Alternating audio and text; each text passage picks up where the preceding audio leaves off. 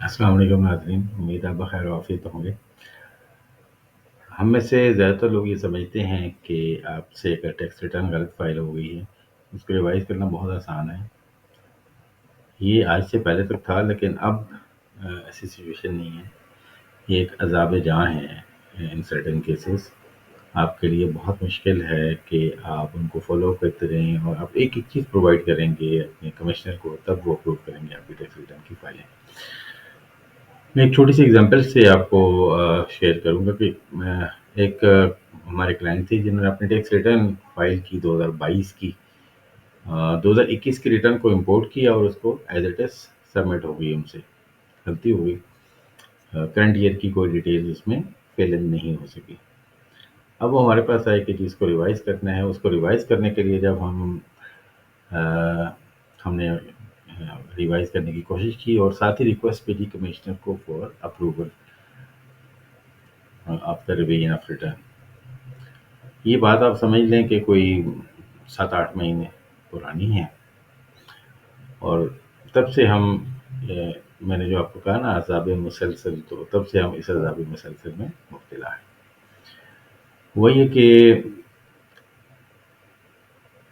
Tax return کو جب ہم نے ریوائز کرنے کی کوشش کی، ویل اسٹیٹمنٹ تو اس نے ریوائز کرنے کے بعد سبمٹ ہو گئی۔ انکم ٹیکس ریٹرن جب ہم آئے تو اس نے بہت سارے اس پہ اعتراضات لگائے۔ انہوں نے کہا جی جو پچھلے سال کا ٹیکس، اچھا میں آپ کو ٹیکنیکل بات یہ بتاؤں کہ اگر آپ کا پچھلے سال جو آپ نے جو اوریجنل ریٹرن فائل کی ہے، چاہے وہ آپ سے غلطی سے سبمٹ ہو گئی اور اس غلطی سے سبمٹ ہونے کے بعد جب آپ اس کو ریوائز کرنے جا رہے ہیں، تو آپ کا جو ٹیکس پیبل ہے وہ اگر پہلے سے کم بنتا ہے تو پھر تو سمجھ لیں کہ آپ تیار ہو جائیں ایک بہت بڑے امتحان کے لیے۔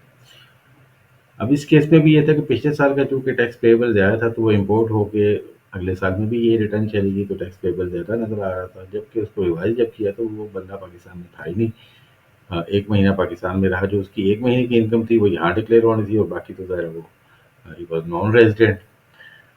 اب وہ ہمیں سوال و جواب شروع ہو گئے۔ پہلے تو 4-6 مہینے تو انہوں نے اس کا کوئی جواب ہی نہیں دیا۔ جب ہم نے اس کو فالو اپ کیا بہت زیادہ، تو پھر انہوں نے ہمیں کہا کہ آپ نے اس میں جو ڈکلیریشن کی ہے اس میں فارن ریمیٹنسز تھی، انہوں نے کہا جس کا پروف دیں گے فارن ریمیٹنسز آئی ہیں۔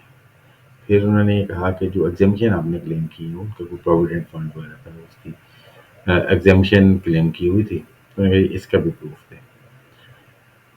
یہ بھی ہو گیا۔ پھر اس کے بعد انہوں نے ہم سے کہا کہ جو آپ کی پراپرٹیز ہیں، ان پراپرٹیز کے اوپر 7E فل کریں۔ ہم نے آپ کو کہا کہ آپ ہم نے خیر ان کو فارن ریمیٹنسز کے پروف دیے، ان کو ہم نے ایگزیبیشن کا سرٹیفکیٹ دیا۔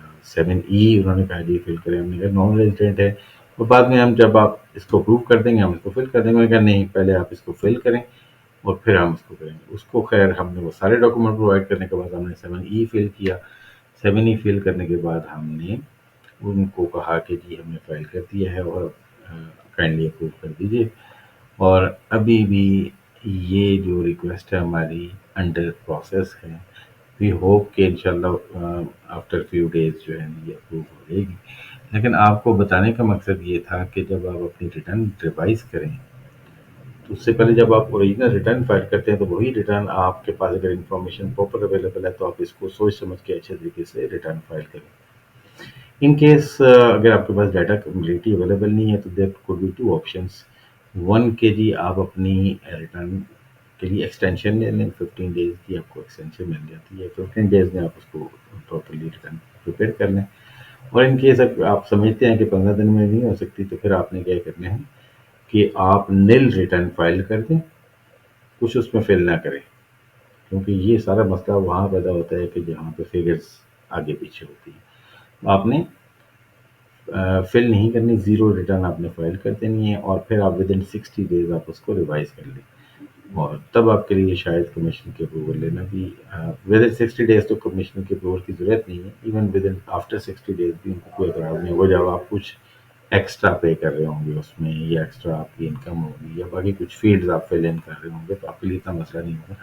بٹ اگر آپ نے پہلے ایسی ریٹرن فائل کر دی جس میں آپ کا ٹیکس پیبل بنتا تھا زیادہ، اور بعد میں آپ نے اس کو ریوائز کیا، تو تب کمشنر آپ کی بات نہیں سنے گا، کمشنر آپ سے ایک ایک ڈیٹیل منگوائے گا، آپ کا جو بھی جس کو کہتے ہیں نا ناک رگڑوانا، آپ سے ناک رگڑوائے گا.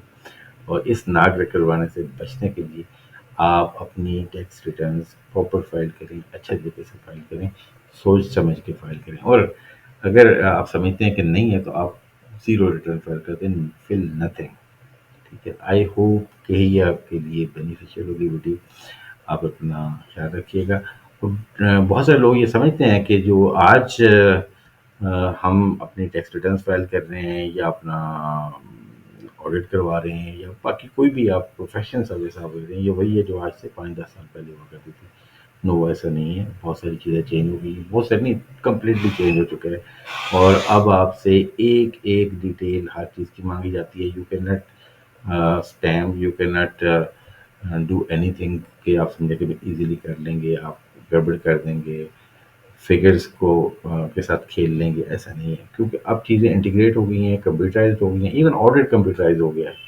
اب آڈٹ بھی آپ نہیں کر سکتے انلیس کہ آپ پراپر ایک ایک فگر کو دیکھ کر آپ آڈٹ کریں گے.